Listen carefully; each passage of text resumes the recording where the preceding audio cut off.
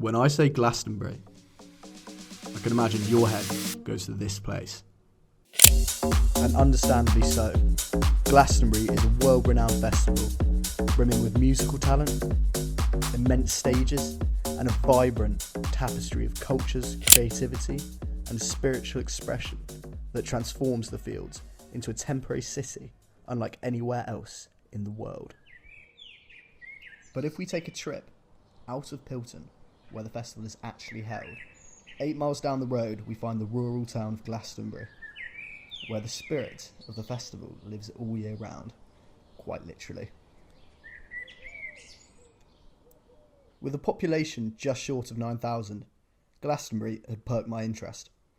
Looking at census data, I found that this sleepy town in Somerset had a higher proportion of residents prescribing to alternative religions than major cities such as London, Bath and Bristol, all whilst lacking ethnic diversity. This raised the question of why did the enlightened flock here? Was it merged with the town's ethos and everyone was in tune?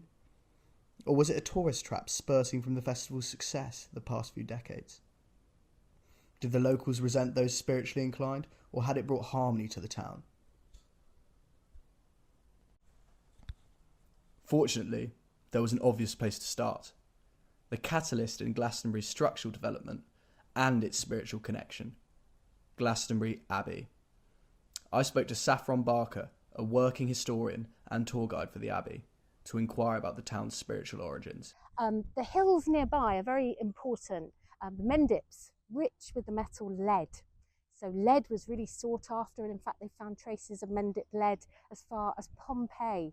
So that proves people were coming, trading, going to the hills nearby. And legend says that one such trader of metal was Joseph of Arimathea. Jesus Christ's uncle was a trader of metal.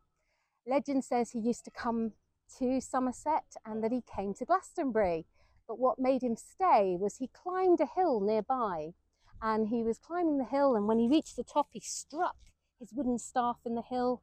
He left it there, he rested, and when he returned to that staff he saw that it started to grow, and this was a sign to him that he must stay here, and so he did. But legend says Joseph was to build just on the site near us here a building, and it was to become what could have been one of the first Christian churches in this country.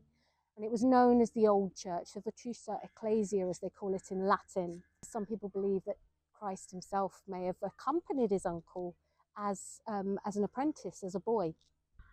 Yeah, people come here because of the gravitas of this place, of it being an ancient church, that there may have been the first church here, and that maybe Jesus himself may have come here. There was a big fire in 1191, and much of the great church, most of the Lady Chapel were all destroyed in the fire. The monks needed to raise money to continue rebuilding after this devastating fire. And luck would have it, in 1191, just over there, where the brown sign is, there was a grave. It's a Saxon graveyard. They dug there, and in 1191 they dug down the height of 3 men.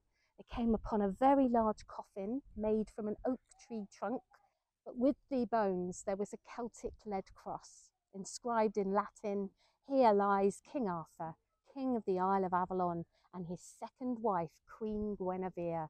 Very fortuitous for the Abbey. He was a real pull, and still is. You know, there are people that come especially to see where Arthur was found. After my discussion with Saffron, I decided to head to the Goddess Temple to chat with Katie Player, a priestess there, to inquire about what drew her to Glastonbury and others, and how deep the spiritualness actually ran through the town. My first trip here was inspired by my love of Arthurian literature, with the idea that there was once somebody called Arthur who ruled in Britain and created a time of peace and abundance. And there have been spiritual pilgrims coming here for hundreds of years. So people who were following spiritual pathways, he referred to something called the violet ray, which was how they imagined the energy of Glastonbury, that we in the goddess temple see as the energy of the goddess in the landscape. Obviously, the Glastonbury Pop Festival has had a lot to do with it as well. But from what people say, part of the reason why Michael Eavis started the music festival was that he wanted people to come and stand on the land and understand that there is this energetic feeling here of being closer to yourself and closer to spirit. One of my favourite things about living in Glastonbury is the fact that here, more than anywhere that I've lived before, is that there is a lot of connection between the different faiths. So, for example, when my daughter was at the infant school, I was a parent governor, and I was part of the spiritual committee on the governor's board, and the other member of that committee was the vicar, and the third member of that committee was somebody that worked for the Glastonbury Trust, and I believe, if I'm remembering right, was Buddhist. My daughter, while she was growing up, her school friends had Shinto backgrounds, Hindu backgrounds, evangelical Christian backgrounds, and it was something that the kids felt very comfortable talking about. Hearing Katie's mention of a vicar's inclusion on the local school spiritual board, I decided to make a trip to St John's Church to ask Alice Watson how her church interacts with the alternate faiths within Glastonbury. Certainly it doesn't feel like it's kind of Christianity and everything else. So especially like out at the Labyrinth, they have ceremonies there to open, to close it, to bless it. And that's definitely a weaving of like different traditions and the church involvement. And then down also at the Abbey and at St Margaret's Chapel, they're definitely places where a lot of different spiritual groups gather and use those spaces.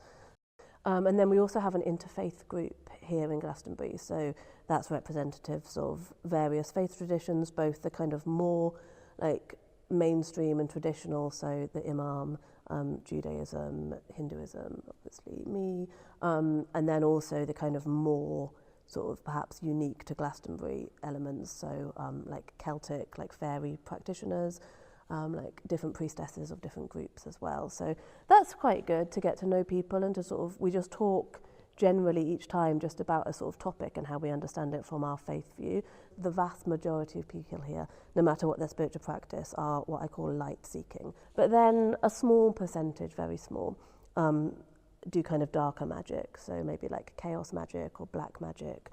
People talk, but I don't really know that there's rituals to like raise the devil and things. Alice's words left me curious if there was a darker side to Glastonbury's spiritualness.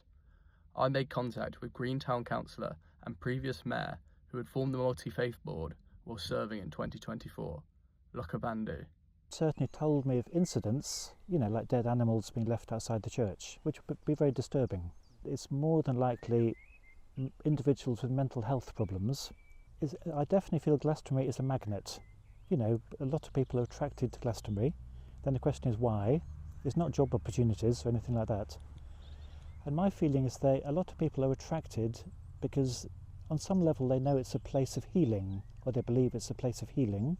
But what that means is they arrive with all their traumas and addictions and wounds and grievances arriving in town. And then some people find healing and some people don't. They kind of act out their traumas and addictions and wounds. Unfortunately, you get, it can make it quite a disturbed place. So there are some very good mental health initiatives in town. One's called the Glastonbury Mental Health Network, which was my mayor's charity when I was the mayor. And it just tries to provide a safe space for people to come and talk and kind of skilled listening. And it also provides training for the shopkeepers, as to what they can do if somebody walks in their shop who's clearly disturbed. After my talks with various officials of Glastonbury Town, I attended the pagan celebrations of Beltane, which have been celebrated on Glastonbury Tor for over a century. Here I met the mayor and town crier and managed to grab interviews with attendees, also with locals watching on. This one today is really important because it's the start of summer. And so all of this, the maypole is just going up, we'll dance around that, and those energies radiate out through the earth. And the impact of Glastonbury, although we're only a small town, is far-reaching, it's actually global. And so we've got people here today from many countries. Glastonbury has one of the highest concentrations of faiths and creeds and beliefs and lifestyles in the world. I think we've got about 80. There's very, very little friction. Everybody coexists, comes together at days like this, at events like this, at the Dragons on Sunday, at the various massive community events that happen throughout the year. There's nowhere quite like it. It's a very safe kind of feeling, like everybody else is back.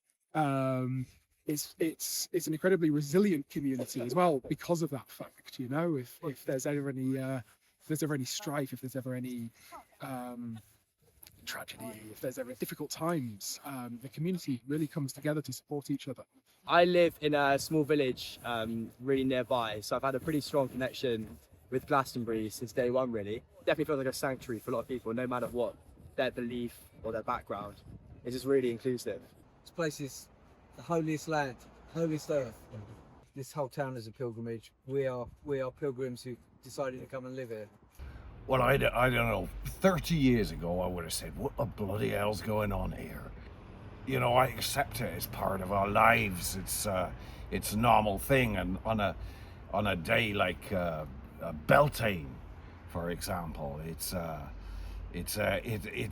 lifts the spirits of the town. It's like bloody Christmas. It's great.